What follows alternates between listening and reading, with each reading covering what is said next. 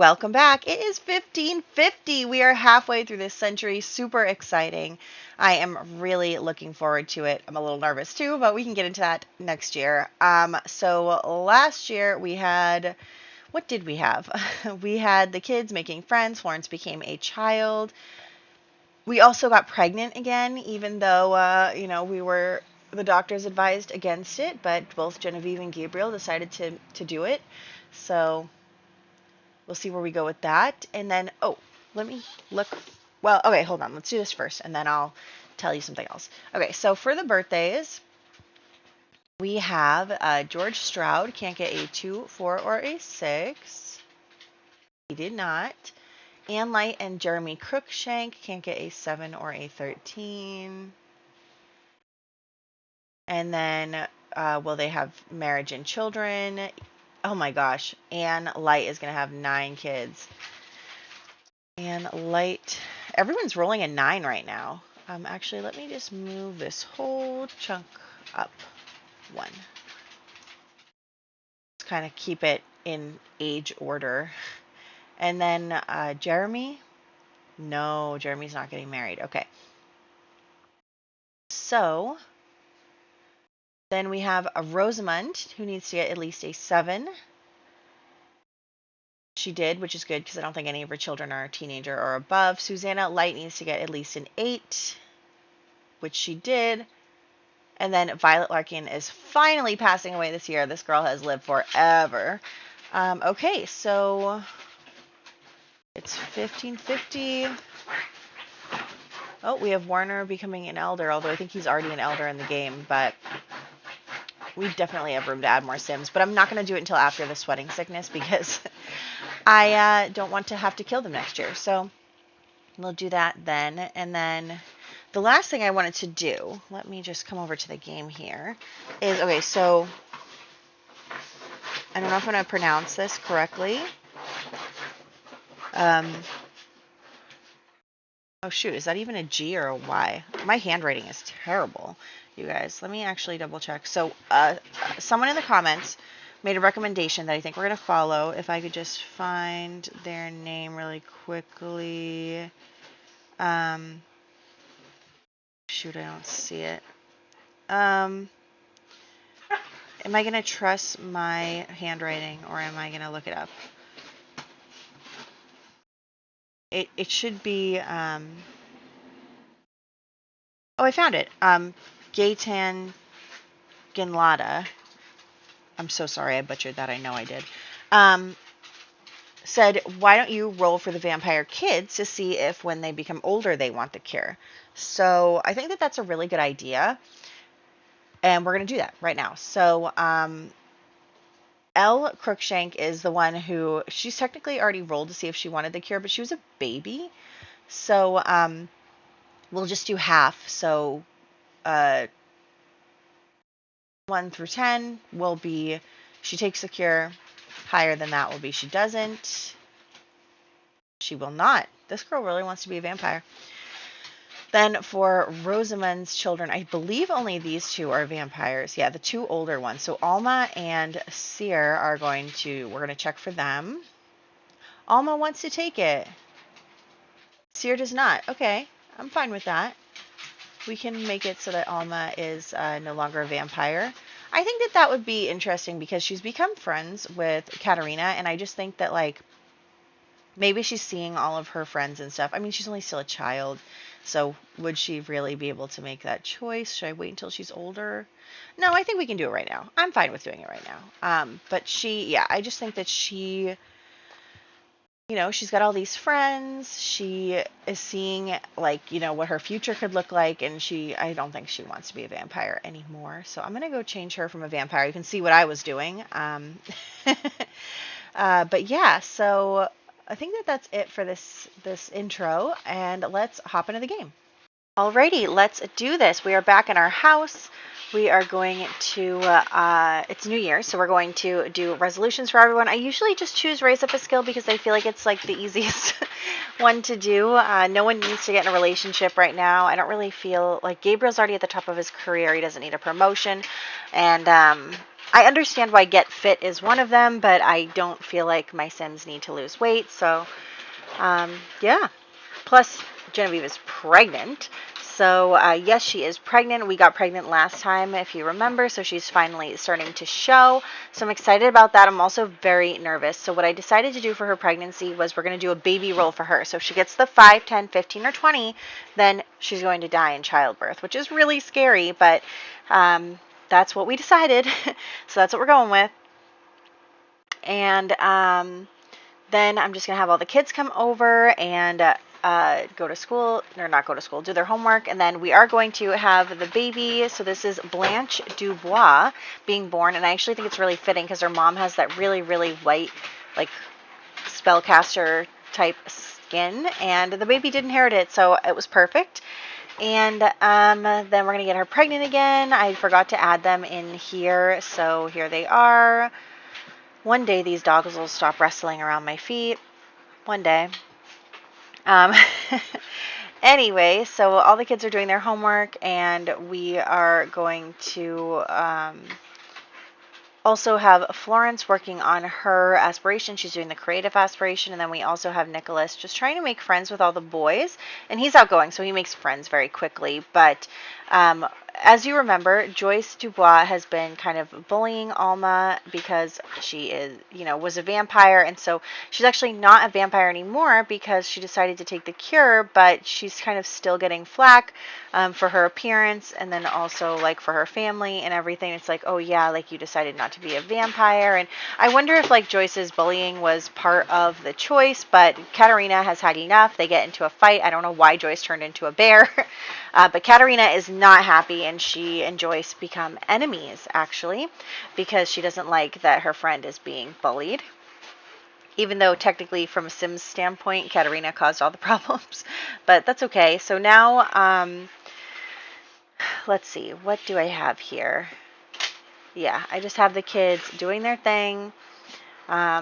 Getting into arguments with each other, but we also have Nicholas finally becoming friends. He's actually becomes friends with all of the boys in the children's group by the time that this is over, so that's really good. He like I said, he becomes friends very quickly, so I'm not really worried about that. So we're just working on that. There we go. There goes Jeremy, and now we're going to move on to Seer, and then I think we have one more after that, maybe. But yeah, so we're just all hanging out, having a good time, spending some time together, enjoying, and being friends. So Nicholas is a very friendly guy. Obviously, he's seen what has happened between Joyce and his sister, so he was aware of that. Actually, Katarina lost the fight. And it actually looks like Joyce's brother might be scolding her a little bit about getting into an altercation in front of everybody. But yeah, Nicholas definitely saw that happen. Katarina got a tooth knocked out, actually. So that's not. I mean, they're baby teeth, so it's fine. But anyway, he's going to then become friends with. Is it Isaac? And yeah, him and Isaac became friends, and basically. Look at how big her belly is already. Yeah, him and Isaac became friends and were like sisters, right? But Nicholas is actually going to come and talk to Gabriel about what happened, that Katarina and Joyce were fighting, and he is going to not tell on his sister. Oh, I didn't even mean to have Katarina and Genevieve be part of this conversation, but they are now. So Katarina is going to kind of get pulled in. Their parents are going to talk. And Nicholas is going to talk about how they fought, and Gabriel is just like beside himself. He's like, you got in a fight? Also, Florence just completed her aspiration. So yeah, Gabriel is sad that, she got in a fight, but he also wants, he gets the full story from her because he trusts his children.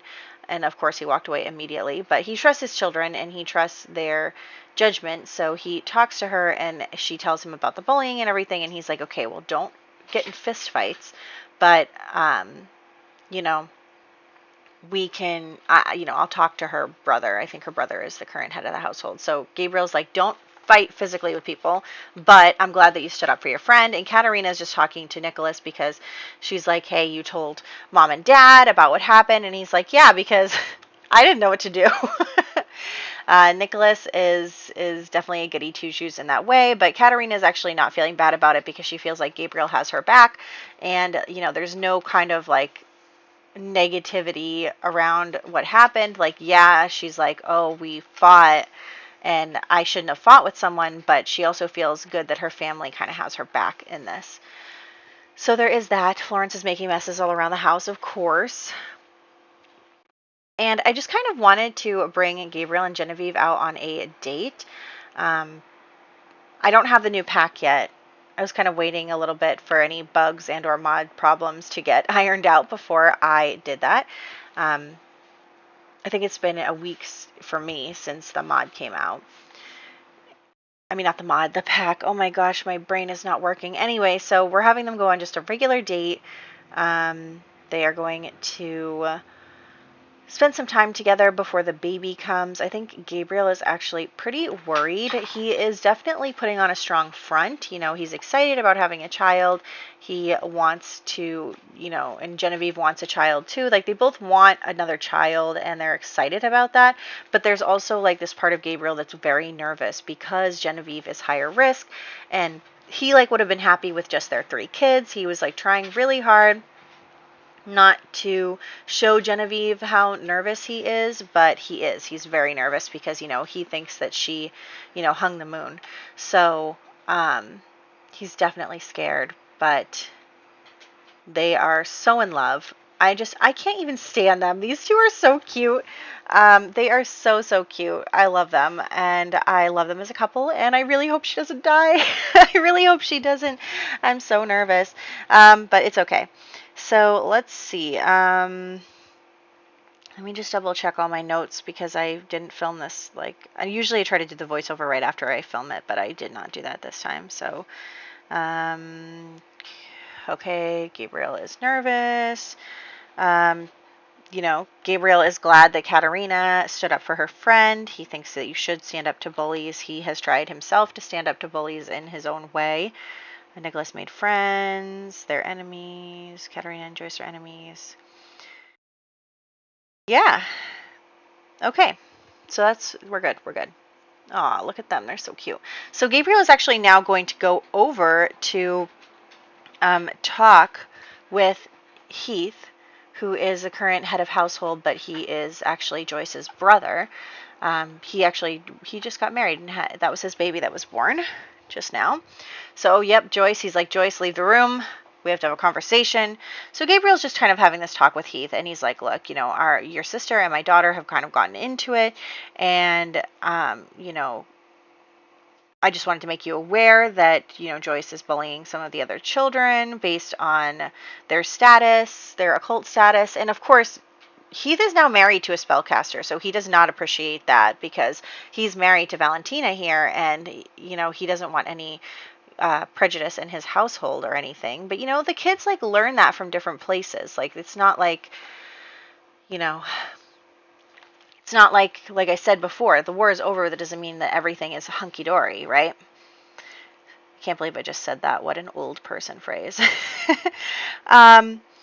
But anyway, so he just has this talk with Heath, and he's like, you need to step it up as her brother and kind of, teach her right from wrong and all that stuff. And so he also says to him, I want you to remember, Katarina is the future queen. She is the future queen, and she is someone who is probably not someone that you should cause a lot of problems with. So that's what's going on there. He's having a talk with, the Lord and Lady of the house. That is the Marquis and Marchioness. Actually, you know what? Great point. I forgot to make Valentina a Marchioness in the thing. Hold on, let me go look for her. Valentina. I forgot to make her a Marchioness. How do I do that? Title. Awesome. Okay. So I'm doing that what am I looking at back at home? So yeah, Gabriel just kind of talks to Katarina and is like, hey, I don't want you to fight with each other anymore. You can come to me if you have any problems. Also, look at this animation. It's called Best Hug Ever, and I love that so much. It's so cute. But yeah, so he basically talks to Katarina and is like, look, I don't want you to start any more fights. If you have a problem, you can come to an adult and we'll help you handle it. Tobias is 100% on Katarina's side. He actually called her and was like, I heard you became enemies with Joyce. She's a jerk. It's like, yeah, Tobias is totally on her side.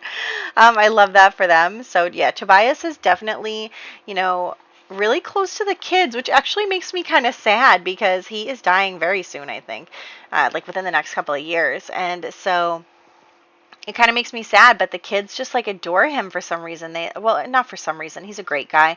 He's, you know what? He is very like, he's their grandpa figure. I can't believe that we already lost the other Gabriels. It feels like so long ago that Gabriel became the head of the household. This Gabriel. Wow. Anyway, not Joyce, they both are blonde, so I got confused for a second. Florence is talking to herself. Good for her. Everyone in the household is also sick. It's just like wild that all of these children are so sick. And then, yeah, Gabriel is going to, I'm trying to get Genevieve to just rest, but she won't. She keeps getting up, and I think Gabriel is going to kind of be like, look, you're in your final trimester. Please just relax. Like, just lay down for a little bit and just, rest, and you and the child be okay and all this stuff. So he is a bit nervous about that. So anyway, yeah, Genevieve is just like in the nursery thinking about her children, thinking about her life. And I think that part of her is a little nervous too. Like, she made this choice. She wants to have a child, regardless of the risks. But I think that part of her is like wondering, it's the 11th hour, and she's like, what if I die? What if I leave my children without a mother? Like, what if, all these like scary thoughts like come into her head, and she's trying not to think about it, but it's a real possibility. So she is just trying to remain calm and optimistic and just know that, she just wants to, pray that her and her child are going to be fine. So there's that. Very nervous. I was so anxious this whole time. When I tell you how anxious I've been about her and him having a baby together. So anxious. And, we'll see what happens. Gabriel, for some reason, cannot go to work, which I don't appreciate. I really don't like that that's like somehow glitching. And so I don't know what to do. So I'm just kind of having him go around town and, explore a little bit and just have some fun outside where it's snowing, but it's still like very green out. So it's spring, but it's snowing, and it's nice. So anyway, we're just waiting for the kids to come home because I do want to do one more thing with the children this year. This year is the year of children. So yeah. And a few of them are aging up into teenagers. We're losing a couple of them. But anyway, so Joyce is here with the other children. And so, of course, she's had a talking to by her brother. And she comes and she apologizes. She apologizes to Katarina and to Alma. And she just, is apologizing for her behavior. And Katarina is a good kid. Like, yes, she's a little thief. But that doesn't make her necessarily a bad person. So she is like, oh, she kind of tells Joyce, like, I'll forgive you. If Alma forgives you, and, you can still hang out with the group, but, like, you're on thin ice. She's basically like, watch yourself, but also, it's okay. Like, as long as you're a good person, like, you give what you get, right? No, you get what you give. That's it. So, I don't know how Gabriel is suddenly getting fame perks, but none of these look appropriate for the time period, so I'm just going to ignore that. But yeah, so everyone is having a good time, doing their homework. Kids have all kind of, smoothed over the issues. We're getting ready to have the baby shortly. I'm so nervous, you guys. Okay. We're getting ready to have the baby. She's about to go into labor. Okay, so she goes into labor. We're going to get her and Gabriel upstairs in the nursery. Come on. Okay, so she's going to have a girl. So it's another girl, and Genevieve survived, and then the baby survived. So we are going to name this baby Alice. And then it's twins. And so, okay, so here's the deal. Genevieve had twins, and the baby unfortunately did not survive. It was a boy, unfortunately, but the second baby did not survive. The first baby, Alice, did survive, which is, better than we can hope for. And Genevieve rolled a 1 on her second baby, which would mean that she dies in childbirth, except we had changed the roles because she was high risk, so she had to get a 5, 10, 15, or 20, which she didn't. So because she was high risk, she survived. If we hadn't said that she was high risk, she would have died in childbirth. How crazy is that? Like, what are the odds that the very thing that made her more at risk of dying in childbirth is the thing that saved her? I can't believe it. I know that you guys think I'm crazy, but I was so happy when I saw it, because at first I was like, oh no, 1, and then I was like, wait, that's not her role anymore. I'm so glad. I'm so glad she survived. Ha ha ha.